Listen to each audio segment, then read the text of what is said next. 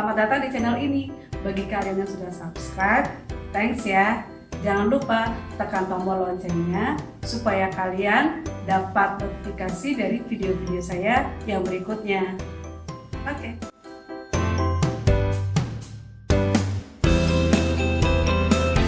Nah, untuk yang baru mampir, channel ini membahas tentang batik, patchwork, dekor, buat yang lain-lainnya, tas dan sebagainya.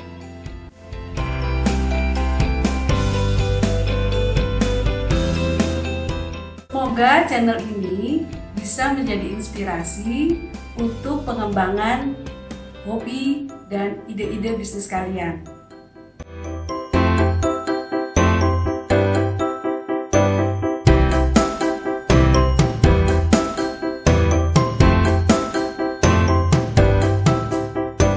Ketemu lagi dengan Rina di sini. Yang ada di meja kalian lihat ini adalah hasil dari yang, kalau misalkan kalian lihat video yang sebelumnya, sebelum video ini, kalian bisa tahu bahwa kain yang ada di sebelah kanan saya ini masih ada lilinnya. Jadi kalau yang ini sekarang sudah dilorot, jadi lilinnya sudah hilang. Jadi kain yang kemarin itu kan masih kelihatan lilin. Sekarang kita sudah lorot, lihat gambar ini, dari mulai gambar dengan pensil seperti ini yang waktu itu juga saya jelaskan di meja gambar ini, burungnya ini, bunga-bunga daun daun, kemudian dicanting ya, dicanting, kemudian setelah itu dilorot. Setelah dilorot seperti ini hasilnya. Nah, hasil seperti ini bisa kalian rapikan, kemudian kalian lipat dengan baik, dan kalian bisa jadikan ini koleksi pribadi kalian atau bisa dijual. Ya, oke. Selanjutnya saya akan perlihatkan ke kalian berbagai macam jenis-jenis batik. Ya, pada dasarnya batik itu terbagi menjadi 4 bagian. Ya, ada batik tulis, ada batik cap, ada batik lukis, ada batik printing. Ya, saya akan tunjukkan kalian di mana letak perbedaan dari kain-kain batik itu yang tadi saya sebutkan. Yang saya buat itu adalah batik tulis. Ya, batik tulis itu terlihat dari depan dan belakang tembus warnanya. Depan, belakang, tembus ya. Ini contoh yang saya buat. Kemudian ada contoh lagi dari batik tulis seperti ini. Ya, ini juga batik tulis. Perhatikan ya. Ini permukaan depan, belakang, tembus dia warnanya. Ya. Itu cara yang paling mudah untuk melihat apakah ini batik tulis asli atau bukan. Dan yang berikutnya adalah gambarnya itu tidak ada yang sama, ya. Seperti contohnya ini daun, tidak ada daun yang sama. Kalaupun di bladnya itu sama daunnya, cara mencantingnya juga tidak sama, ya. Gerakan tangan itu tidak ada yang betul-betul identik sama persis gitu. Nah, itu terlihat dari hasil coretan-coretannya ini, ya. Itu nilai seninya dari batik. Ini juga batik tulis, ya. Ini juga batik tulis, lihat, ya. Kan belakangnya juga bolak-balik. Ya, saya buka aja deh ya supaya gampang. Nah, ini depan belakang, ya. Ini juga gitu. Depan belakang. Ya, belakangnya, baliknya di depan. Sama, persis. Nah, saya yang ini juga sama. Ya. Sama juga. Oke, depan. ini yang batik tulis ya. Nah, tulisnya saya rapikan dulu.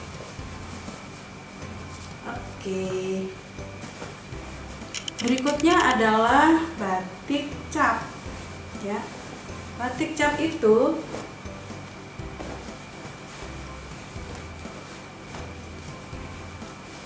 pembuatannya pasti yang namanya batik cap ya harus ada capnya ya. Nah, capnya itu kalian bisa lihat ya. Nah, ini ada contoh capnya. Saya lihat di sini ada capnya. Ya. Jadi setiap kita mengecap itu sama bentuknya. Ini contoh dari kain batik cap.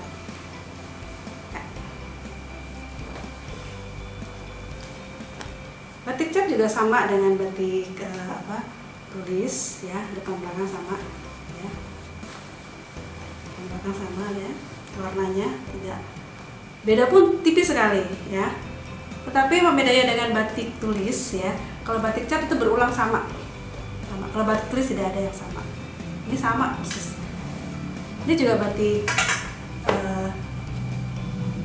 cap ya. Ini warnanya berwarna-warni. Kalau ini warnanya satu ya. Depan belakang sama ya. Ini adalah batik cap. Kemudian ada batik lukis. Nah, ini batik lukis.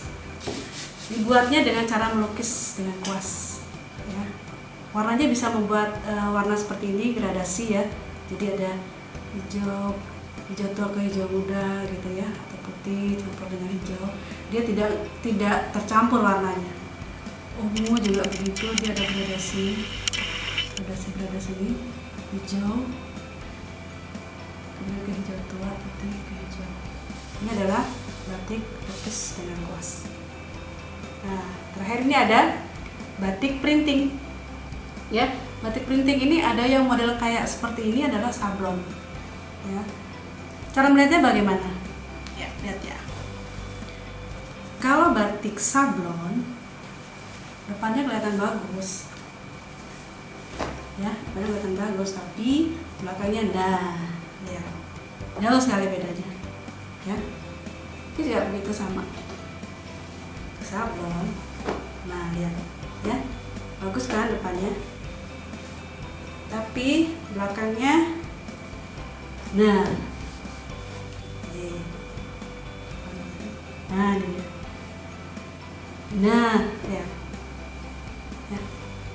sama. Jadi tidak lihat ya. Ini yang jelas-jelas banget, yang saya sengaja bawa yang warna hitam putih ini supaya kelihatan bahwa ini adalah sablonan. Itu cara yang pertama untuk melihat sablon. Cara kedua, lihat tepinya. Ya, tepinya ini kelihatan sekali kalau ini cat kain yang dibalurkan gitu. Ya, kalau batik tulis atau batik cap tidak begitu cara pewarnaan. Ya. Ini terlihat sekali kalau ini adalah hasil dari sablonan. Ya. Kemudian ini ada batik printing juga, ini buatan pabrik ya. Pabrik maksudnya dia sama seperti kain-kain polkadot, model polkadot, kain kotak-kotak gitu ya, motif bunga-bunga. Nah, ini juga seperti itu, cara pembuatannya biasa saja. Cuma motifnya motif batik ya, seperti ini motif batik. Tapi pembuatannya sama seperti kain-kain biasa gitu ya. Jadi sebenarnya ini bukan batik sebenarnya, tapi kain bermotif batik ya. Kenapa bisa begitu? Yaitu karena untuk mengerjakan batik tulis ya, itu membutuhkan waktu yang cukup lama ya prosesnya, walaupun memang nilainya tinggi ya, dari nilai seninya tinggi, sehingga dia memang membutuhkan waktu yang cukup lama.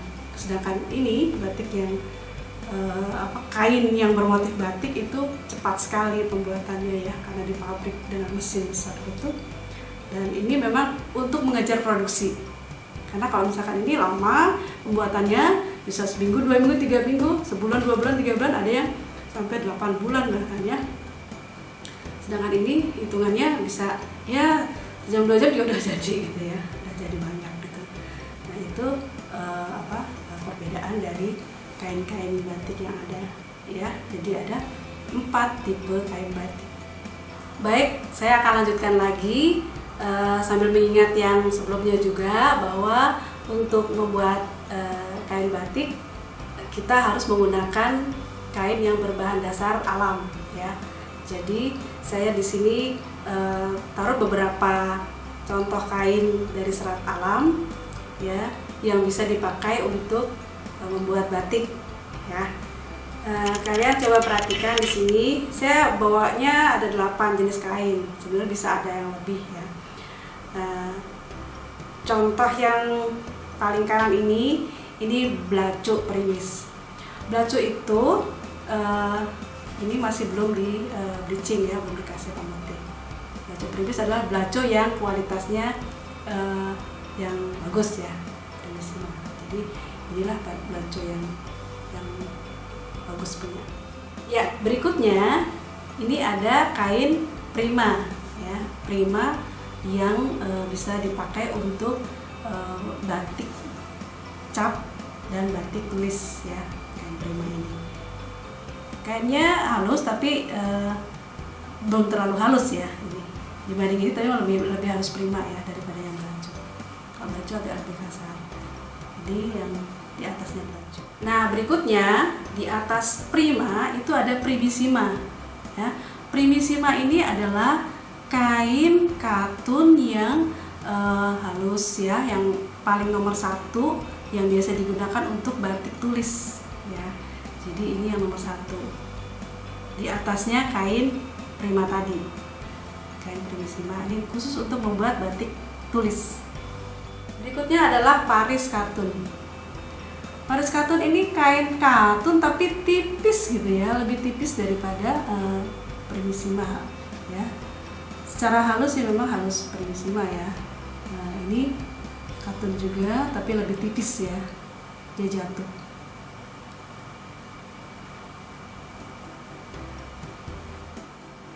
Ya, berikutnya ada ini yang tadi saya jelaskan adalah kain yang katun ya, kain katun. Kemudian kalau yang dari kapas ya ini ya, kemudian yang di atas ini adalah katun tapi campur ya, campur, ada yang campur dari kayu-kayu ya, ada yang dari ulat sutra ya. Nah ini juga seperti ini dobi kristal ya. Ini bagus sekali untuk kain batik tulis dan batik cap juga ya. Dobi kristal ini saya rekomendasi untuk membuat kain batik tulis dan batik cap ya. Berikutnya ada kain viskos ya. Viskos ini juga bagus ya, tebalan kainnya mengkilat juga bagus. Ini kain viskos. Nah berikutnya ini ada rayon super ya, rayon. Ini dari campuran ya, campuran katun dan bubuk kayu ya. Jadi di sini termasuk dari yang direkomendasi untuk membuat batik rayon. Berikutnya ini sutra ya. Kain sutra ini halus ya, kemudian daya resap warnanya juga bagus ya, dipakai juga enak. Jadi kain sutra adalah yang paling nomor 1 lah untuk membuat kain batik ya. Jadi penyerapan warnanya bagus, dan di badan juga enak. Jadi kalau misalkan udaranya dingin dia bisa menghangatkan, udara panas dia bisa membuat badan jadi adem gitu ya.